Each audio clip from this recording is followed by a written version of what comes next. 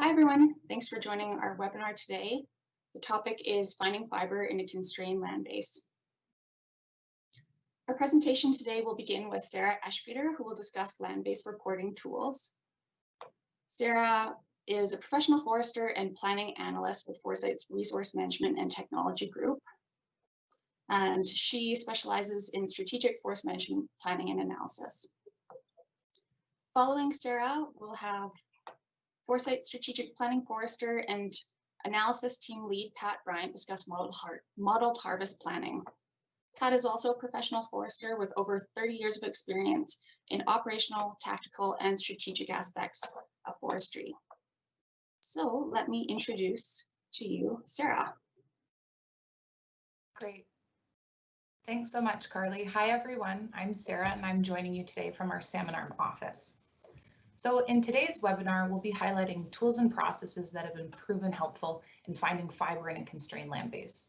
Specifically, we'll be discussing land-based reporting and spatially explicit timber supply modeling, or modeled harvest planning.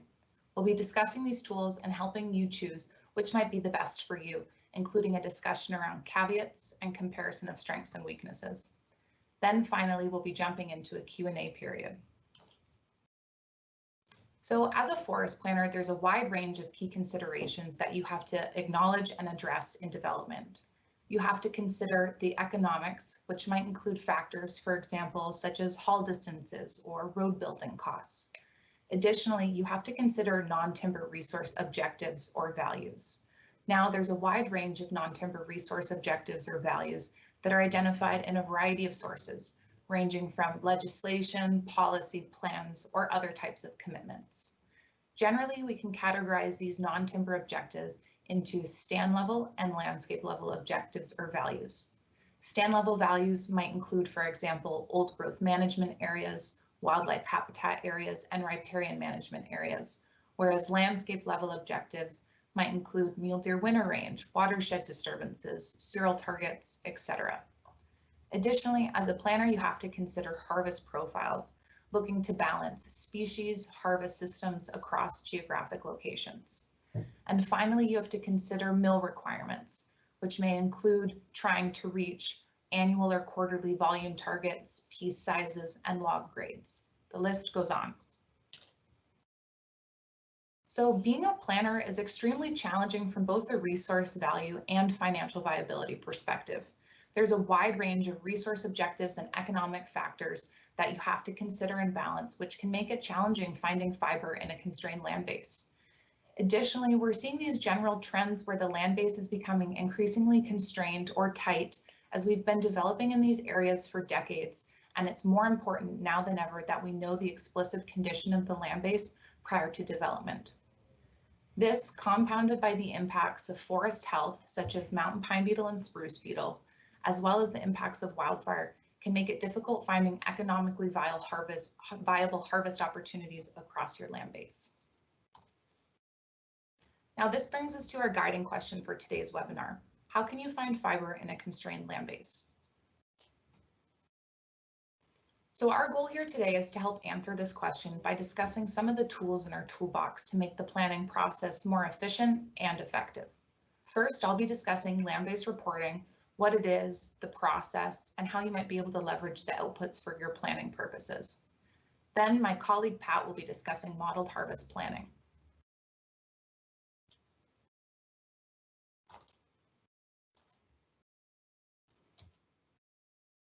As I'm sure you're all aware, it's not uncommon for multiple overlapping non-timber values to exist across the land base, often requiring different and sometimes even conflicting management strategies around them.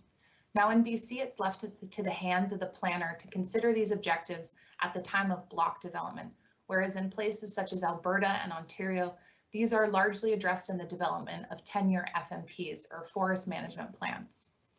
Now, if I'm a planner in the Kamloops TSA, for example, in BC, I might have to consider at any single time values such as mule deer winter range, critical moose habitat, visual quality objectives, caribou habitat, and watershed disturbance levels for community and/or fishery sensitive watersheds. Now, all of these values can add up until my land base quickly looks a little something like this. which can become overwhelming. Now, if I'm a planner looking to develop a block in any area across this land base with several landscape level non-timber objectives or values present, I need to know how implementing a new block will compromise any of these objectives at a single point in time.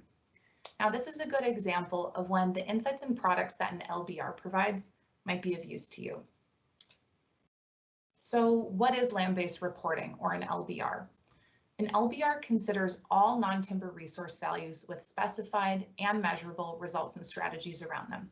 It evaluates the status of each individual resource value and summarizes a surplus or deficit. Ultimately, each of these resource value statuses are combined to summarize harvest opportunities across the land base, allowing a planner to look at a single field or symbolization to understand which areas might be available for harvest, harvest restricted, or available for some development. You'll get a better idea of what this looks like as we start diving into more of the LBR process and these specific outputs. So at a high level, this is the process we use to complete an LBR. First, we confirm the analysis assumptions, then we update the land base. Next, we evaluate resource objectives, and finally, we generate the final harvest availability. Now, the very first step in the process is confirming the analysis assumptions. This step typically involves sifting through legislation, plans, policies, and other commitments to connect the dots on A, what we'll be reporting out on, and B, how we'll be reporting out on them from a data-driven or analytical perspective. Results and strategies don't always necessarily make it crystal clear in how we can translate these commitments to a series of data queries, for example, to help evaluate each individual objective and ensure compliance is reached. In this screenshot on the right here, for example, I've taken a snap from the government webpage on the Kamloops LRMP, or Land and Resource Management Plan. If you're a planner in this area, you're already more than familiar with this document, which identifies this whole range of management objectives and strategies for these values. Now, keep in mind, not all of these are measurable from a landscape level perspective, as we talked about before, having both stand level and landscape level non-timber resource values. However, I still thought this painted a valuable picture for how overwhelming this can all get. Another component of this step is also identifying what scenarios we'll be analyzing. So for example, will we be considering harvesting on the ground just as of today, i.e. a current scenario, or will we additionally be incorporating any blocks where yourself or a neighboring licensee holder might already have some sort of investment or development? So for example, planned blocks. The next step in the process is updating the land base. Now, this might sound like a simple step in the process, but let me tell you it's not. We actually spend anywhere upwards of 50% in the total time invested into an LBR in this specific step, with the goal of getting as accurate as possible a snapshot of the land base, given time and financial constraints. Now, getting these strategic level inventories can be challenging with the level of operational detail we want. As the land base is becoming more constrained, the details matter. So this step typically involves gathering and updating any input data, making sure that we have all the building blocks for our subsequent analytical steps. Namely, we update the forest cover inventory in this step. So for you folks in Alberta, that might be the AVI, and for BC folks, the VRI. Now, in this example here on the right, you can see I've got some satellite imagery with the VRI line work and ages overlain. Obviously, there's a lag in getting new development reflective in the VRI, and sometimes the line work or ages just aren't particularly reflective of the actual disturbance that's happened on the land base. So this is a valuable example of why we invest so much time and effort in pulling additional disturbance data. So in BC, block sources such as results, FTA, and then of course, any client provided data in order to make sure that we're building a solid foundation for all our subsequent analytical work. In this example in particular, we have about 5 new development blocks that have not yet been captured in the VRI, again, underlining how important it is that we take the time and effort to invest in this step. This is also a valuable example to show how useful it can be to leverage high-resolution satellite imagery as a QC step in this portion of the process. So in this case, you can see here, we register at Foresight to Planet Geo's high-resolution spot satellite imagery, which is never more than a year out of date, high-resolution, and available for all of Western Canada. Now, in this portion of the process, when we update the land base, there's additional steps we can take to enhance forest cover stand attributes, such as leveraging LiDAR to get more accurate stand heights and crown closure. So once we've established and developed a solid work plan outlining what we'll be analyzing and how, and we've updated the land base, it's time to evaluate our resource objectives. Now in this step, we're evaluating and assessing each individual resource objective, again with measurable and specified results and strategies around them. We evaluate the overall status, so whether this objective meets compliance or not, and we assign a surplus or a deficit, indicating to a planner how much room is available before a target is exceeded or met. Depending on the land base you're interested in, you might be interested in knowing the amount of snow interception cover existing in a mule deer winter range planning cell relative to a minimum target. Or you might be interested in knowing the cereal stage distribution across LU-BEC combos, such as this example here on the right, as per the Caribou-Chilcotin land use plan. Now, once we've completed that process for every individual resource value we're analyzing, we can generate our final harvest availability. Now, in this step, again, we combine these statuses and provide insights on harvest opportunities across the land base. So areas that are available for harvest, harvest restricted at this point in time, considering non-timber resource values or objectives, and any areas where there's room for development, but maybe not a ton. You'll get a better idea of what this looks like as we go to our next slide. So LBR, again, is a landscape level tool that at the end of the day identifies and evaluates harvest opportunities across your land base. The bread and butter of an LBR is really this final availability status. You can see an example here on the right. Now we categorize this final harvest availability into these categories.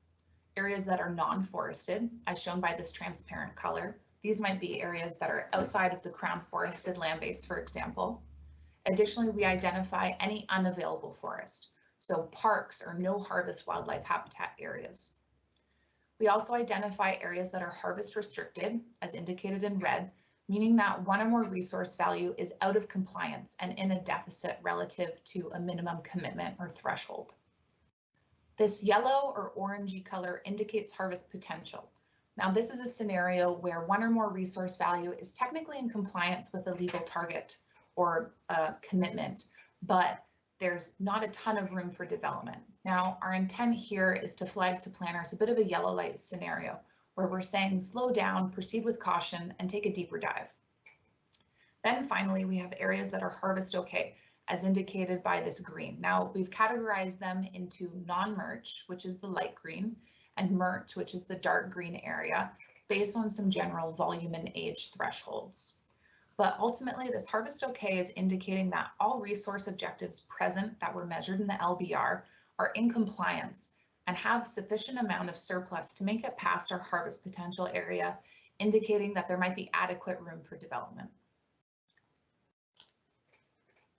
Another incredibly powerful component of an LBR are these individual resource reports and spatial data. Now, these are super supportive from a due diligence perspective and allow a planner to take a deeper dive and understand why areas in this final harvest availability might be showing up as harvest restricted or harvest potential, or just how much room is left in a particular unit before I've met my minimum target and I'm no longer in compliance. In this example here on the right, we have the Lillooet TSA with visual landscape inventory polygons. Now, we've themed these out by kind of a similar symbolization approach we took in the previous slide, where red indicates areas that are estimated to be in deficit. Yellow or orange, this color is indicating that an area is approaching a target, and green indicates the area is estimated to be in compliance. Now, as a planner, you can look at this individual resource value and pull up the associated tabular data for it, allowing you to look up, let's say, a specific visual landscape inventory polygon that you're interested in, understand what the established visual quality objective is, and why it's been called as in compliance or in deficit or approaching, and just generally how much room is available.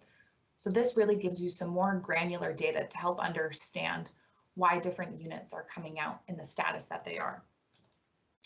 Another example here is we have the Merit TSA, where we have mule deer winter range planting cells themed out with the same symbology scheme.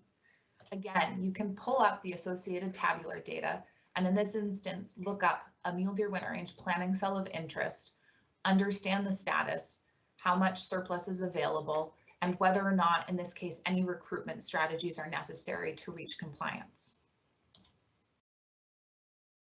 So let's walk through an example of how we envision you guys most using these projects or outputs of this product.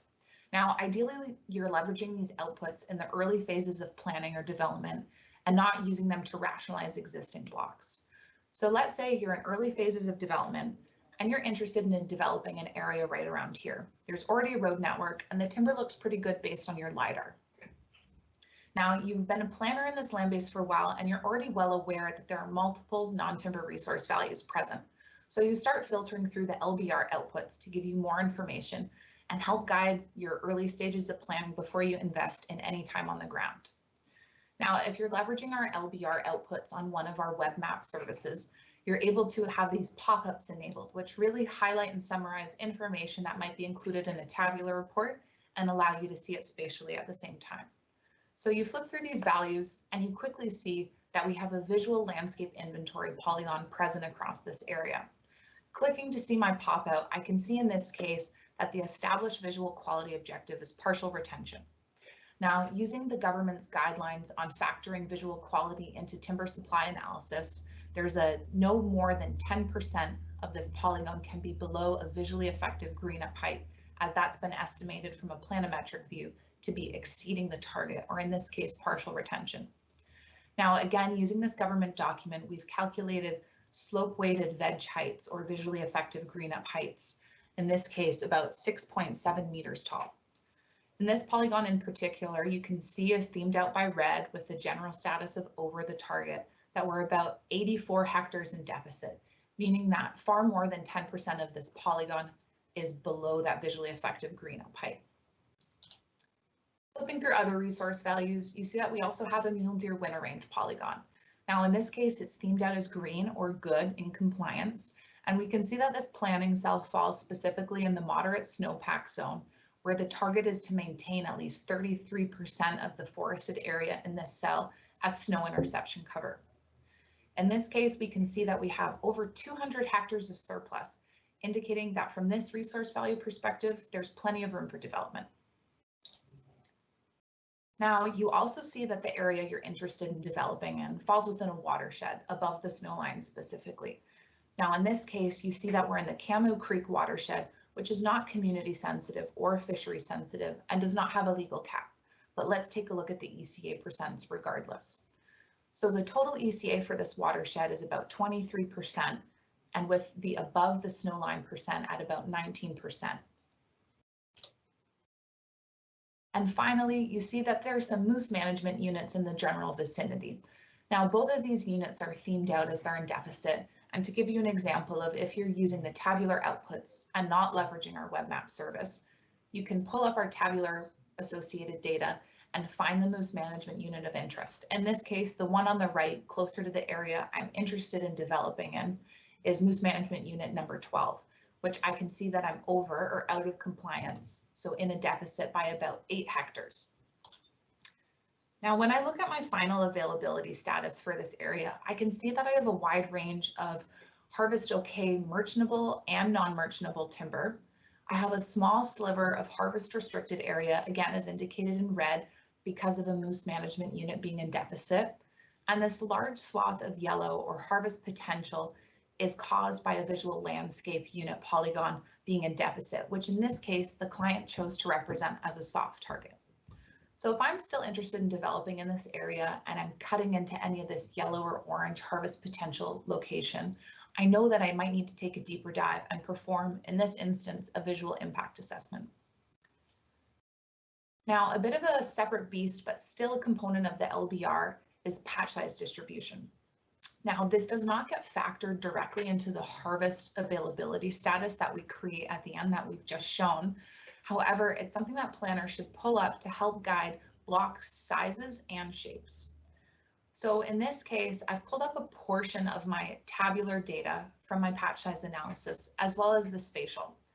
I know that this land base right here, this example, is a natural disturbance type 3A. When I reference my tabular data, I can see that in the 3A, my small patch sizes are within that ideal proportion distribution. I'm over in medium, and I'm under in my large patch sizes. Now this is reiterated by this bar graph below that shows for NDT 3A, I have a huge opportunity to put large patches on the landscape. Now when I look over at the associated spatial data, I can see that there's several medium-sized patches in this NDT. So if I'm still interested in putting a block in here, I can use this to guide me to either fit in a large patch if possible, or put a medium patch close enough to these other medium patches to then group and create a large opening on the land base. So now that we've walked through what an LBR is and the specific outputs and processes, and given you an example application of how we envision you guys leveraging these outputs, let's chat about the standard deliverables. So for every LBR, we always provide the input spatial data. Now this includes everything used to facilitate the analysis, from the forest cover inventory to block data to mule deer winter range planning cells or landscape units, for example, and of course the resultant database file. Additionally, we provide the resource value statuses given in a tabular and spatial format, as we've just shown, so for each individual resource value. We also provide the availability status shown as spatial data. And then finally, we provide a report outlining the analysis approach and any pertinent metadata so that a user can understand what was analyzed with what assumptions and be able to look up any meanings for key fields necessary to interpret our spatial data. Now, it's possible to take LBRs one step further and integrate them with some value-added products.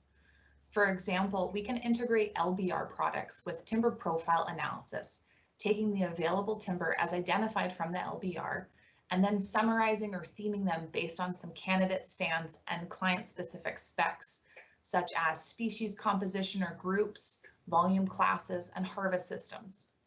In this example here on the right, we had a client do just that. They ran an LBR, identified areas that were harvest okay merch, and then theme them out according to their specific specs. In this case, in this image, they are showing what harvest system and volume class. And then in this lower image, we've got our species groups based on what they're chasing for their mill requirements. So that's one example of a value added product you can use to integrate with LBR to provide additional value to you finding fiber. Another example of this might be integrating the LBR resultant file into your internal planning databases to help answer strategic and operational questions. For example, what unit is in deficit and for about how long? So in summary, at their core, LBR output products help you identify where you can or cannot go on a land base, considering non-timber resource values. It provides strong due diligence support for each non-timber objective, but at the end of the day, these products still leave the selection of block locations, block sizes, and balancing of economics, harvest profiles, and mill requirements in the hands of the planner. Now, there is another tool in our toolbox, however, that more adequately addresses some of these issues across the land base, updating statistics as blocks are logged in a model. So with that said, I'm going to pass it over to my colleague Pat to talk to you more about modeled harvest planning.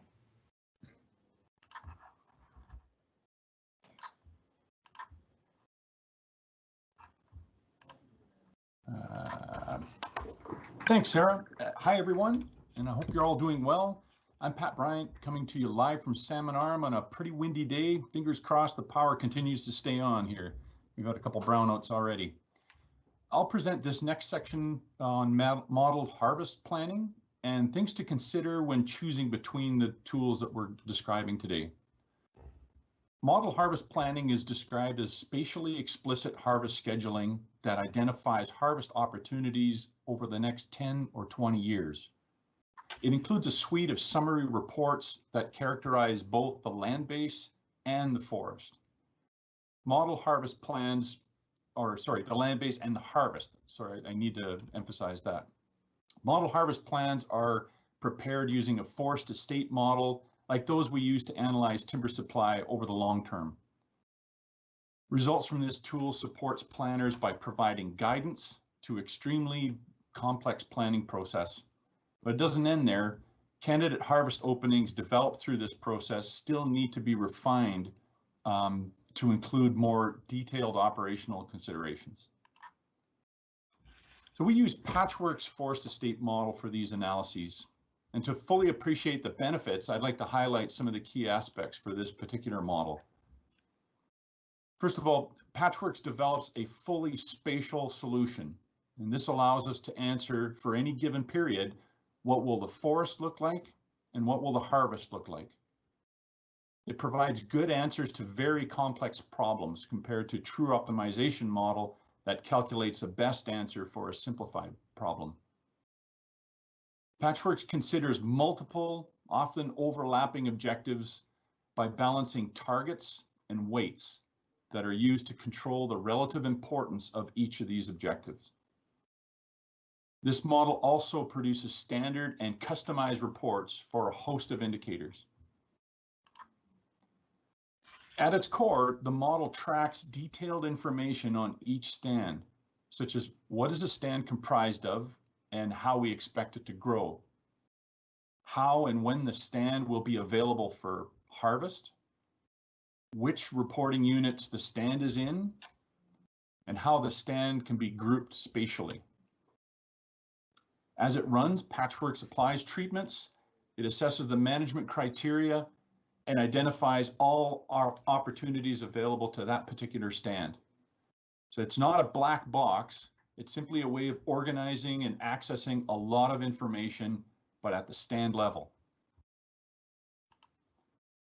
One vital aspect of model harvest planning involves linking each stand to your road network. This allows us to track and control the flow of wood to specific destinations. This dynamic modeling approach considers all of the other sustainability targets and schedules the harvest to achieve the best overall solution. Here are 3 examples that show how a road network can be applied for various purposes. On the left, overall operating costs were reduced by limiting the active road footprint. Here, controls were applied to group the periodic harvest and thereby limit the length of roads being used. In the middle example, we demonstrated road construction requirements over time. And expanding this approach allows us to explore trade-offs between investment and wood supply. On the right, we use the road network to explore ways to offset non-timber impacts. In this case, implementing the federal caribou recovery strategy. By expanding this approach further, road networks can be used to forecast cumulative impacts across the land base. This is an example of a dashboard that analysts use, or that they set up to monitor the model as it's running. Hundreds of individual objectives are set up by applying targets and weights, as shown in the charts on the right. Analysts can turn these objectives on or off, or adjust them on the fly. And in some cases, the status of objectives are simply tracked and reported. But where specific targets or thresholds are required, the model is configured with minimum targets shown in the red bars, or maximum targets shown as the blue bars. And the actual levels are the black lines in between. The model tracks and controls the various objectives in 3 general categories. Land-based features are configured to provide information about the forest. Products are configured to provide information about the harvest.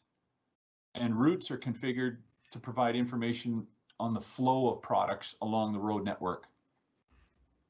I also wanted to mention this slider that the analysts use to view the spatial distribution of key objectives like age class at any period in the forecast.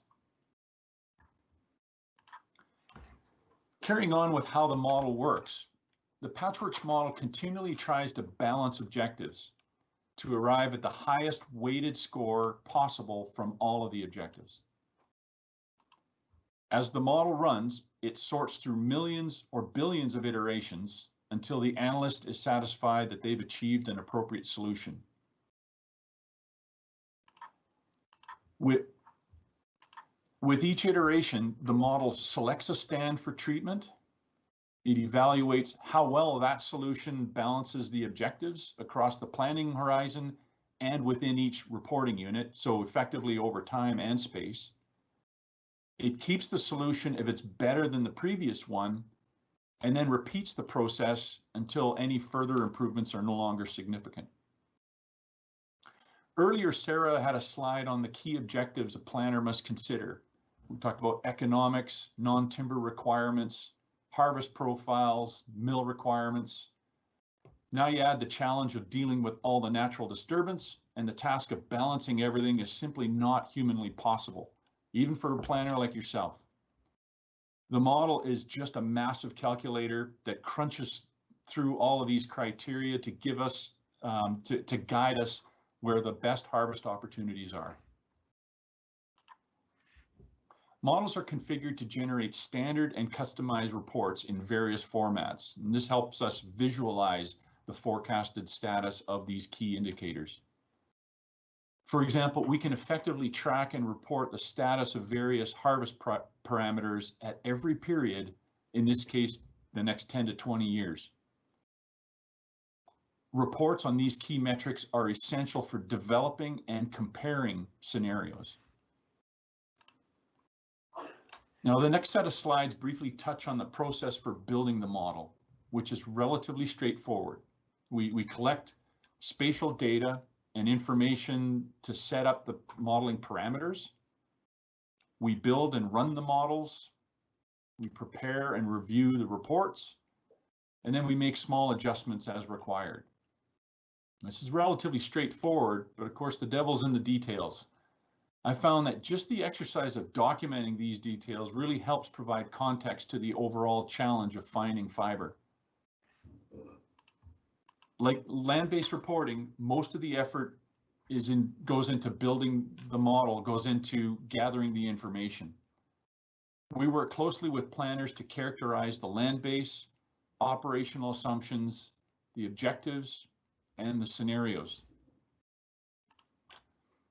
When assembling land-based information, we often try to leverage work from other projects, like a recent timber supply review, integrated stewardship strategy, operating area negotiations, or a land-based reporting analysis, as Sarah described. Whether we develop it from scratch or grab something off the shelf, the main purpose is to classify the land base into harvestable areas and non-harvestable areas, but forested areas. We then add any relevant or updated spatial data that's not already in the land-based file, such as the reporting units, typically landscape units, BEC NDT, watersheds, visual polygons, habitat areas, operating areas, whatever we need to report on. We'll update the forest inventory as well for disturbances from harvest, insects, and fire. And we'll incorporate a road network with haul speeds and ideally any planned main lines. In some instances, we break down harvestable stands into smaller components, or we tessellate them into this honeycomb-like pattern to give the model more flexibility to developing desired harvest opening sizes or shapes. It can also help simplify our modeling for partial cuts. Operational assumptions describe management criteria that are important to the planner, such as treatment options, harvest profiles, the desired opening size distribution, and economic assumptions. We work through each of these to define the parameters like those shown here for harvest profiles, until the planners are comfortable that we've captured their desired management approach. The general types of objectives are timber, non-timber, patch size, and economic. Since many objectives are applied to individual polygons, we need to confirm and add literally hundreds of objectives to the model. For example, a specific visual polygon must not be disturbed beyond an established percentage. That's assessed based on the area less than a visually effective green up height and the total FMLB area within that polygon. And we can easily have over 100 visual polygons for any given project. There are important aspects about how Patchworks management manages these objectives. In some instances, the model will allow an objective to be slightly violated to improve the overall solution. This flexibility can prevent stands from being unnecessarily locked out or not permanently unavailable. The chart to the right shows how we typically summarize the status of non-timber objectives relative to their target percentages. And like LBR graphics that Shara showed earlier, we use a similar green light, red light scheme. I touched on this point earlier. Some objectives are set up to control the model. While the model is running, the analyst can make these active or inactive to observe their effect on other objectives, like patch size distribution. We also set up objectives simply to track and report on. While they don't influence the solution, they are important for identifying trends. One example is the tracking the volume harvested within distance classes from an existing road. We also incorporate overarching objectives to influence the harvest sequence and to compare scenarios. For example, rather than developing an AAC, we're just looking to achieve a target harvest rate. We use these overarching objectives for pushing the model to maximize or minimize key indicators. And we'll use weights on these targets to control the relative impact that these overarching objectives have on the solution. Finally, we build separate model runs as scenarios to evaluate different management approaches, like changing the minimum harvest criteria, transporting logs to a different facility, or altering harvest profiles. The point of running different scenarios is to compare the relative impact and identify trends as we adjust key management assumptions. Comparison reports like the ones shown here help to evaluate and rationalize any institutional changes that your organization may be considering. So I've given you a mid-level synopsis of the process for building the model, and more specifically, gathering the information that goes into the model. And while it may seem a bit daunting to pull everything together, I should clarify that we'll just focus on the aspects that are important to you and your unique situation. You may not need the kitchen sink, but I feel it's a good idea to work through the process like this to clarify exactly what you're up against. So how do we apply the results? Well, model harvest planning delivers several products that we use to review and evaluate how the spatial harvest sequence meets the overall objectives.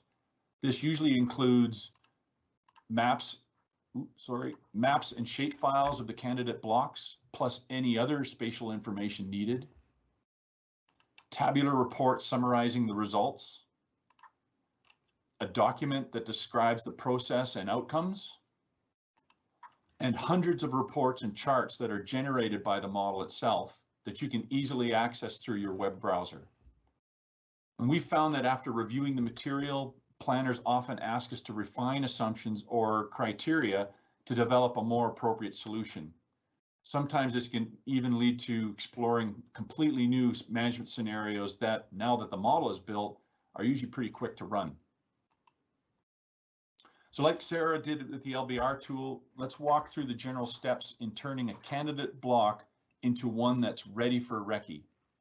First, I'd like to highly recommend that planners take the time to review the material that went into preparing the candidate blocks, as well as the summarized results that I mentioned in the previous slide. This will provide them with a much better perspective on how and why the candidate blocks were selected, and it'll highlight the key indicators like those we touched on earlier and the ones shown in these tables here.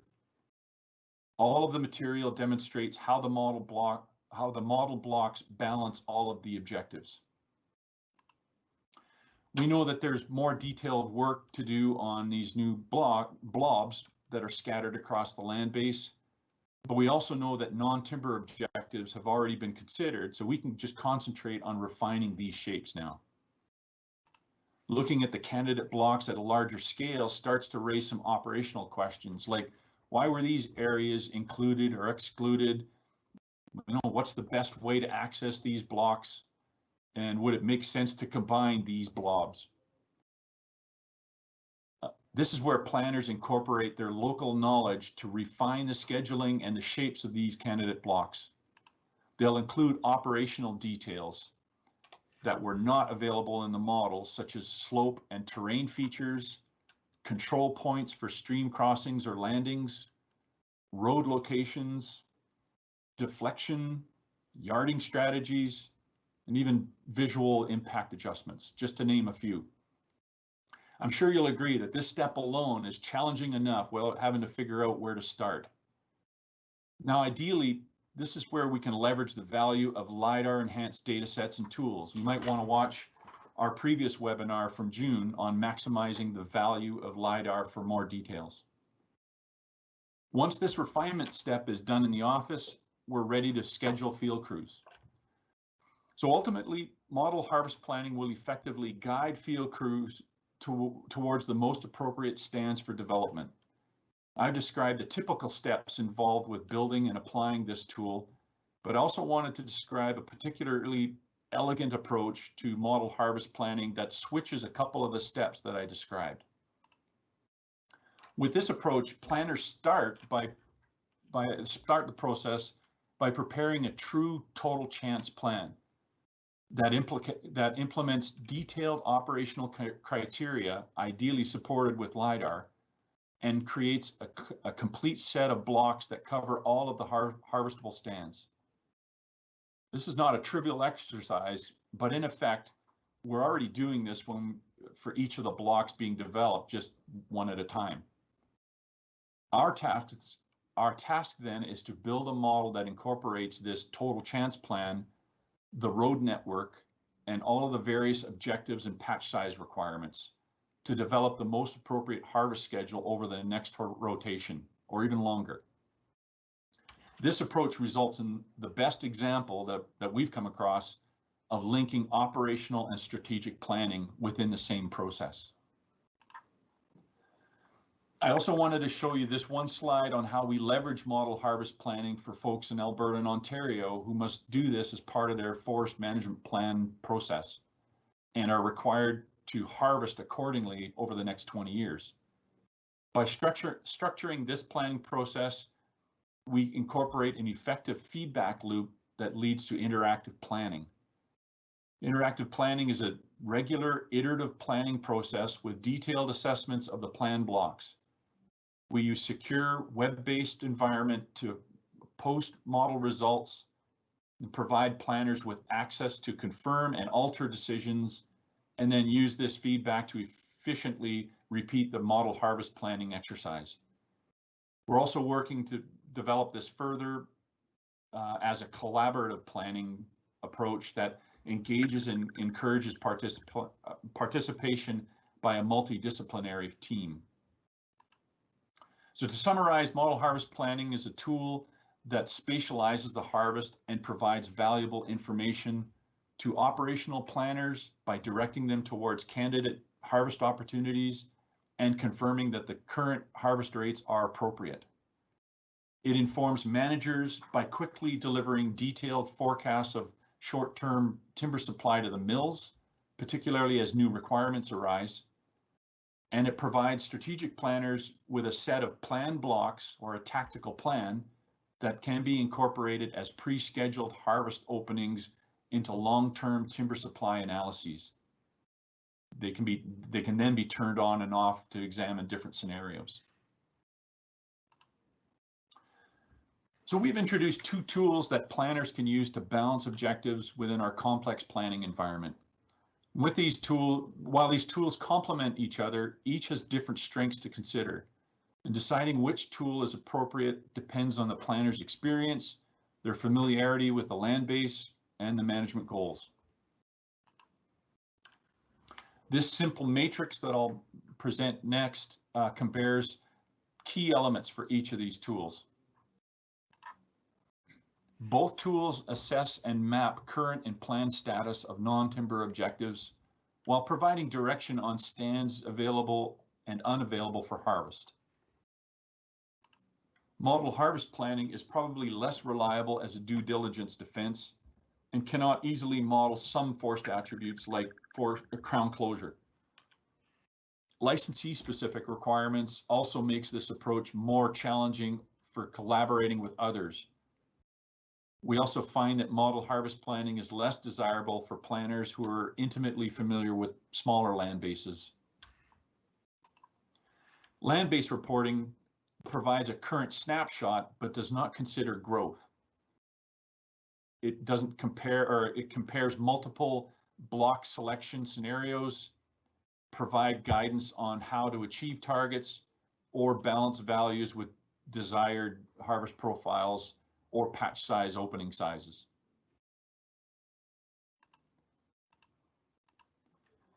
We also need to discuss the caveats and limitations with these tools.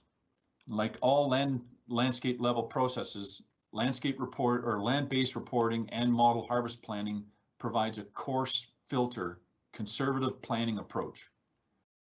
Where an issue is flagged, we need to do a deeper dive to assess the input data, verify whether harvest opportunities exist, and provide a defensible harvest rationale.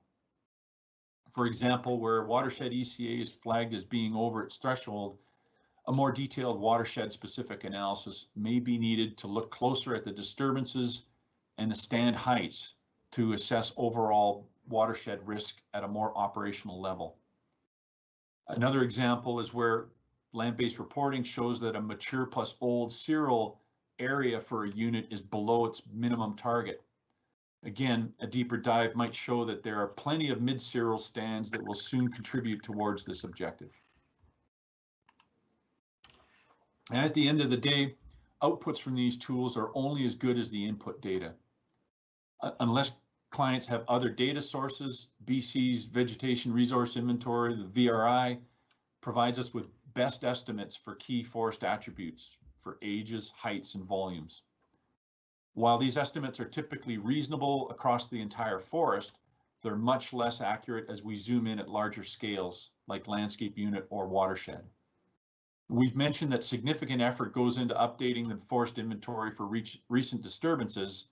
We do this to ensure that we're starting with a reasonably accurate snapshot of the land base, but this update process is not perfect. It's worth mentioning again that LiDAR data can significantly improve the input data for these planning processes. I also wanted to highlight a few advantages for collaborating with neighboring forest operators. Cost sharing spreads project expenditures over multiple participants, making it cheaper for each one. Merging project areas together can result in significant economies of scale, as some of the steps are just as efficient regardless of the size of the project. Managing the land base with the same information and approach as your neighbors adds value and results in a more coordinated and robust forest management when everyone's on the same page. And finally, with FERPA 2.0, collaborating appears to be the future direction in BC, as the ministry is already piloting landscape level planning for several TSAs. Now, we wanted to leave you with the following take-home messages. In a nutshell, land-based reporting provides a snapshot of where harvest opportunities generally exist and where they are likely limited by non-timber objectives. But just because an area is identified with limited harvest opportunity doesn't necessarily mean it's shut down. It just highlights where you'll need to do a deeper dive or adjust your approach to develop an appropriate harvest rationale. Model harvest planning balances multiple objectives to identify specific block locations. It provides you with preliminary spatial harvest sequence that you can use to guide your recce and layout plans and forecast log supply for the next 10 or 20 years. Now, nothing replaces a planner's experience and knowledge of the land base. Both approaches introduced here will support operational planning, making the process more efficient and effective. Final decisions on the harvest sequence still remain with the planner, and the candidate blocks must be refined to the detailed design stage. Key benefits from these tools are, first, they help planners navigate through the complexity of finding fiber in a constrained land base. Second, they provide an efficient and repeatable process for identifying harvest opportunities and for comparing alternative management scenarios. And third, they demonstrate how different values are being considered, which supports a due diligence strategy for both you and your client or company. So Sarah and I have highlighted a couple of tools that have proven helpful for finding economically viable stands to harvest within a constrained land base. We've shown that planning is extremely complex. The land base is very constrained. Natural disturbances have made things even more challenging. The data is not perfect, but these tools are available to help you out. Now, we'd like to thank you for your time and interest in this topic, and we hope you found this material helpful. Now I'll turn us back to Carly to set us up with the questions and answer section. Great. Thank you, Pat and Sarah and everyone for joining us today. So we'll now move into the question and answer portion of today. If you have additional questions beyond what's covered in this session, please feel free to reach out to Pat or Sarah. Their contact info is up here on the slide. So Sarah, have you had a chance to look at the questions there? Yeah, you bet. We'll give Pat a breather and I'll take it away first. So one of the questions we got relating to LBR is, how are you determining opening size on the land base? It looked like there were a lot of blocks in that area, referencing my example, that could be interpreted as one opening. So that's a great question. We do have a standard approach to quantify patch sizes on the landscape and compare them against that ideal patch size distribution from the BC Biodiversity Guidebook. So what we do is we assess patches relative to these targets based on the NDT and Beck ranges. And once we've calculated them for each individual opening size, we then apply these patch size dependent buffers to connect neighboring patches, which will provide insights on whether that's truly considered a single patch, in which case the opening size and associated patch size is recalculated. So for example, patch sizes that we initially categorize as small might receive a 25-meter buffer, medium patches a 50-meter, and very large or large patches usually 100 meters. Now, these buffers are supported by some biodiversity literature as well as operational experience, and you can think of those numbers as really needing to be times by 2 or whatever combination of them so that they touch. So in an example, if we have 4 small or 20-hectare patches and they're all located within 50 meters of each other, we will then recalculate those openings as one usually medium-sized patch, again, depending on the NDT Beck you're in. So now we have one medium 80-hectare patch because those buffers have met and touched. So in the example I was showing prior, my guess is that's exactly what was happening there. I know I didn't have a scale on the example, but it looked like we had some small openings that were relatively close together and being categorized as medium patches. Yeah, hopefully that answers your question. But again, if I don't answer any of these up to your standards or you have more questions or want to touch base personally, just give me a shout. Yeah, okay, I'll field the next one here. I got a question about what is the essential data that goes into patchworks, and I think I've touched on that a little bit on the land-based classification. I would say is a really key piece to that for a modeled harvest planning. So we need to know where the timber harvesting land base is relative to non-harvestable land base. We can then use the forest inventory to drape over, and we can do different works on that. Besides the disturbances, we can develop the yields, you know, project them to different dates, for example. And then there's the host of objectives that we need to clarify and incorporate into the model. And then, as I also highlighted, that the road network is really key aspect to what I believe is the best approach to doing a model harvest plan. It can be done without it, but it's really an important piece to this this particular tool. Great. So we have another one here related to LBR. The question says, what do you think about spatializing reserve stands instead of having an LBR to check statuses each year? Just ID the stands that will be used to meet an objective like mule deer winter range cover habitat.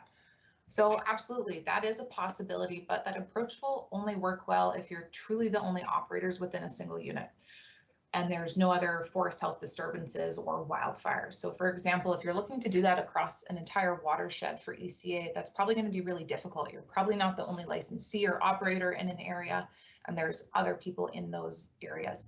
But for something smaller like a mule deer winter range planning cell, you probably have greater certainty that you're the only people operating in an area. So there's no reason that you can't identify what I imagine in this case to be recruitment stands, or set aside the stands as reserves from harvest to ensure compliance.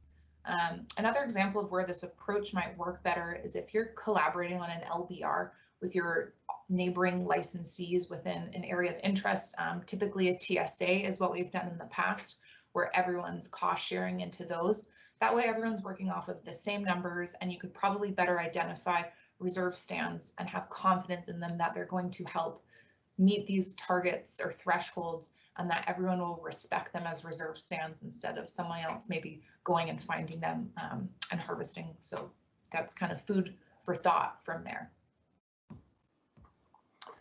Okay, I've got a couple really good questions posed on the patchwork side of things. One is, can forest carbon be incorporated into this type of model? And while it's, I don't really see how we'd incorporate that for model harvest planning directly if we're just trying to find fiber on the land base. Definitely we use patchworks to basically develop a harvest schedule and understand what's being harvested, and then we marry that with the carbon modeling, and that's sort of dovetails directly into to patchworks. And yeah, we can definitely forecast carbon storage over time as well.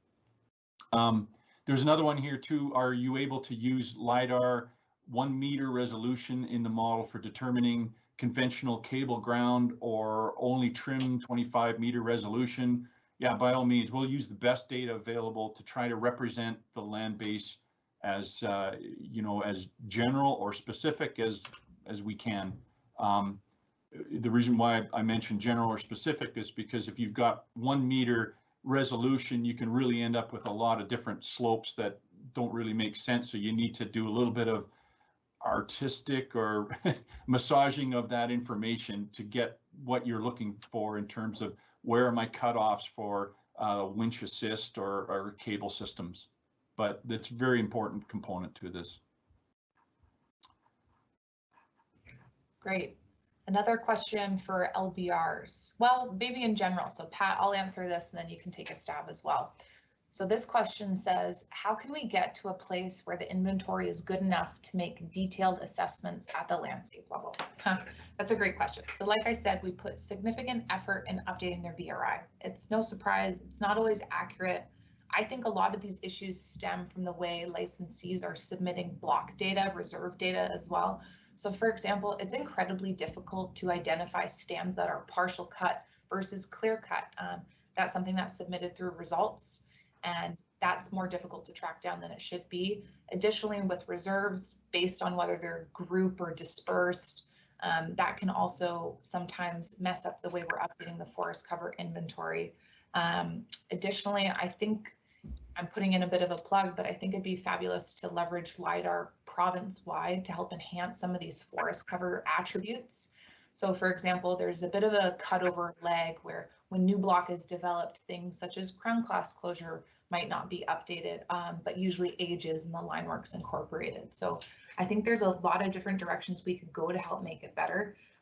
It does get kind of frustrating, but at the end of the day, from a due diligence perspective, this is government data that they're providing and updating, and it's a level playing field. Everyone's working with the same data, and it is usually leveraged, again, for these landscape level tools, which aren't meant to be taken literally, but provide flags to planners when a deeper dive should be taken. But I think there are additional steps we can take to make it more sufficient for more detailed operational level assessments. Pat, I don't know if you have anything you want to add to that. Yeah, sorry, I've been thinking about the next question altogether. No, it's all good. There's a ton of interest in modeled harvest planning, so I'll pop one over to you. Why don't you answer another one? Okay, I'll maybe grab a couple here.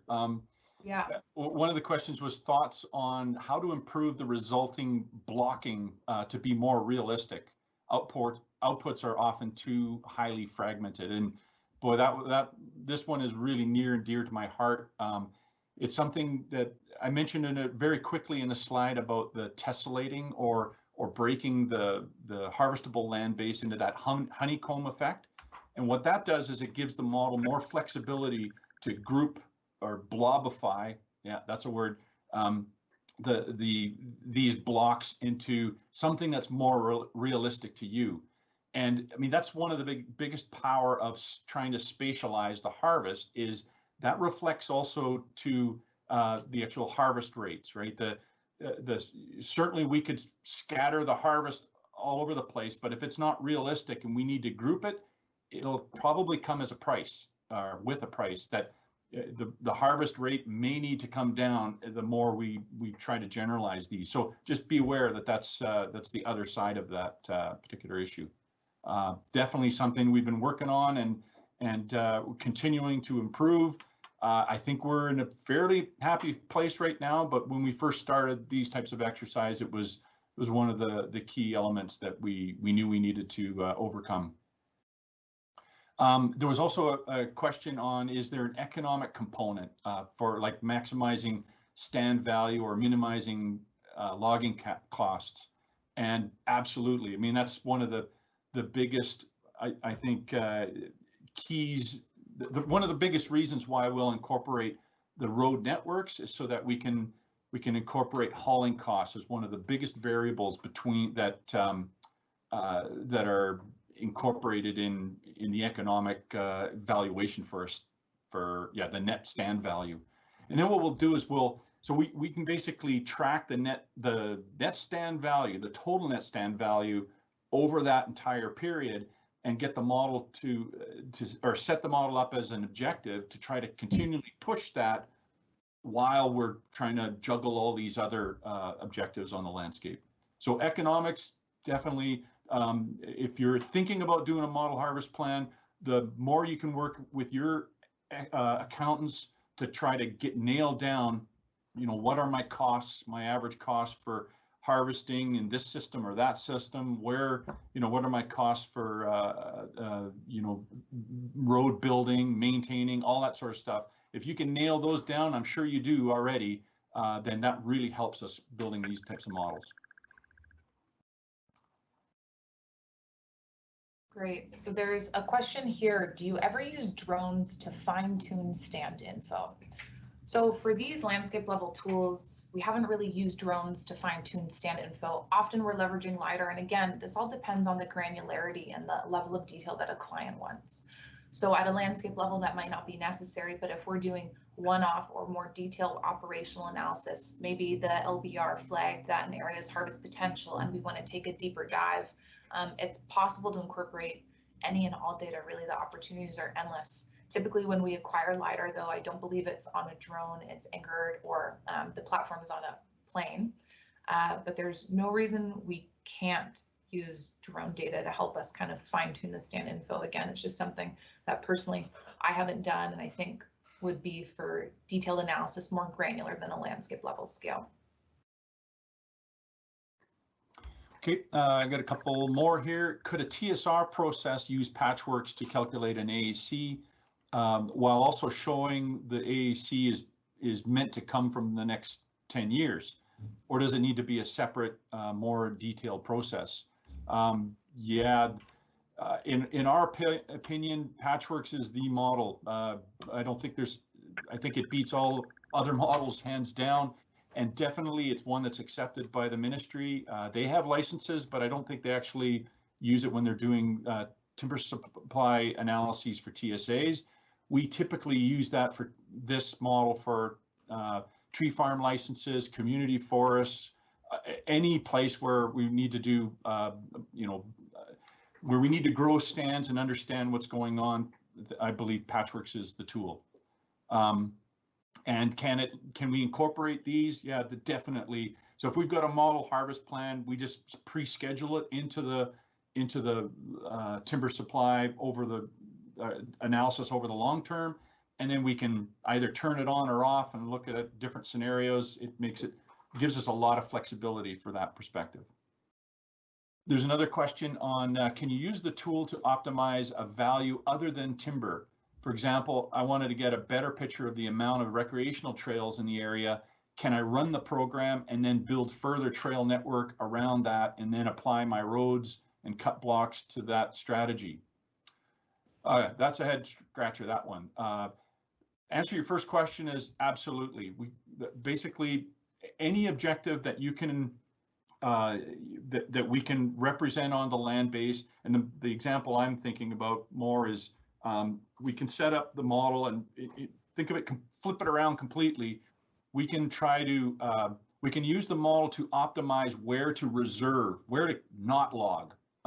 So we've done that in a number of areas where we're looking for an OGMA or an old growth management area representation, and it works out very similar. We can use Patchworks to group stands together to achieve reserve size distributions and still harvest in the background. So maintaining these reserves becomes the key objective, and harvesting, like in most cases, is sort of the last bit. I'd have to think about the recreational trails, because anything that's linear becomes a lot more difficult. There can be, as long as we have different routes or line work for a particular trail scenario, then yes, we can look at different objectives for that particular that objective. Hopefully that wasn't too garbled. Okay. And Sarah, do you see any others there that? No, they're all for you. Lots of interest in MHPs. Crap. I hope I can, first of all, work my mouse. That would be good. And then, yeah. Is there a free trial for Patchworks available? Good question. I don't know. You'd need to contact its spatial planning systems out of Deep River, Ontario. There's a website for that. You just have to Google Patchworks and talk with them. It's a proprietary model. We license it through that same outfit. It's not a trivial model. As I mentioned, there's a lot of moving parts, but definitely if you're interested in becoming an analyst or something like that, you can also come talk to us.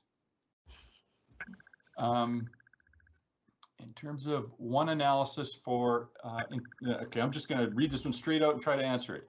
In terms of that one analysis for cable versus conventional blocks, have the deflection and feasibility of those modeled cable blocks been verified in the field or by a licensee for how optimally they find good cable ground?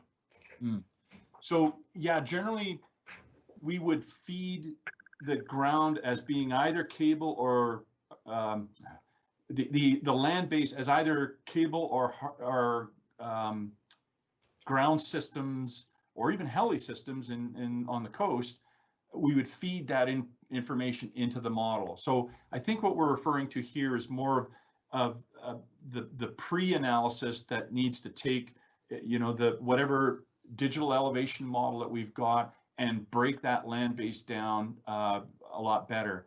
I can tell you right now, if we've got LiDAR data, there's probably very slim chance that you'll need to go in the field verify that that's out there, although you might want to do that, for your own comfort. But if we're just using trim 20-meter contours, that's where things get a little bit more sketchy. There's also, we would use the cable, like our definition of cable versus ground systems on the modeling. It's probably think of it as from a smaller scale. As soon as you get into the design or the cut block design, that's where it's important to really have that more refined view of where these different slope classes exist.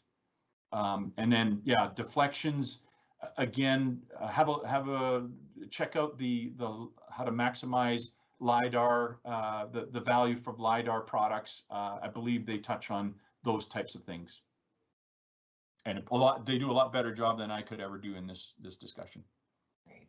There's a question I can take off your plate, Pat. We just got one in that asks, with your LiDAR, are you doing other connected analyses to derive the tree species in stands? So yes, to answer that question, we have a product called ITI, or Individual Tree Inventory, where we leverage LiDAR to get tree specific details, and that can be aggregated to stand level or VRI like polygons to get more enhanced forest cover attributes. So examples are, of course, tree species, LiDAR age, DBHs, stand heights, and then at a stand level, we can aggregate that to get crown closures and just generally give us more enhanced information around what we're looking to summarize. Okay, I've got another difficult one. It's how can we get to a place where the inventory is good enough to make detailed assessments at the landscape scale? That's a great question. I think the existing, and I remember being involved in the whole kind of inventory, yeah, back in 1995 when they're, or 94 even, when they were looking at VRI to replace the existing standard in BC, that is. One of the key elements was, well, are we trying to build this type of inventory at an operational or a tactical scale, or is it more strategic land-based? And the ministry made a conscious decision to go with the latter. So and it's basically to support the AACs that are determined by the chief forester across the province. So as long as we can verify at a forest level that the inventories are reasonable from that perspective, chief forester's thumbs up, and the minister supports that as well.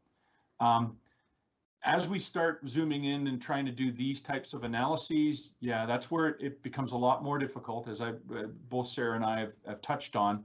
I think one way, we've got a results system. The results silviculture tracking system is really set up to look after the obligations that a licensee has, and it's a way of the ministry to kind of track where things are at. It was never really designed to be an inventory update system. There's VRIMs that the Vegetation Resource Management System that attempts to take information from results and marry it within there. There's a lot of work behind that scene, and they're doing the best they can, but the data itself, where it's starting, isn't always available to them readily. One thing we've been toying with recently is for a lot of our clients is just simply we'll start tracking that ourselves. So we've got enough storage space that we can kind of build another inventory, if you will, that is more about tracking the disturbances on the land base, the ages and the heights, really the key elements that go into assessing land-based reporting projects like this, and maybe a bit more information would need to be added for the model harvest planning. That's where we've come up with. Glad to hear any other thoughts or ideas you might have on the topic. Great. So there's another question that just came in asking, with LBRs, do we incorporate improved AGVAs? So yes, this is something that would be incorporated if you think back to that harvest availability status where we identified unavailable forest. So again, parks, no harvest wildlife habitat areas, OGMAs would be included in there as well. Areas that are forested within the Crown forested land base, but are not available for harvest. So yes, there's a variety of different data sources that we pull in to, again, kind of update the land base and build that starting foundation for the rest of our analysis.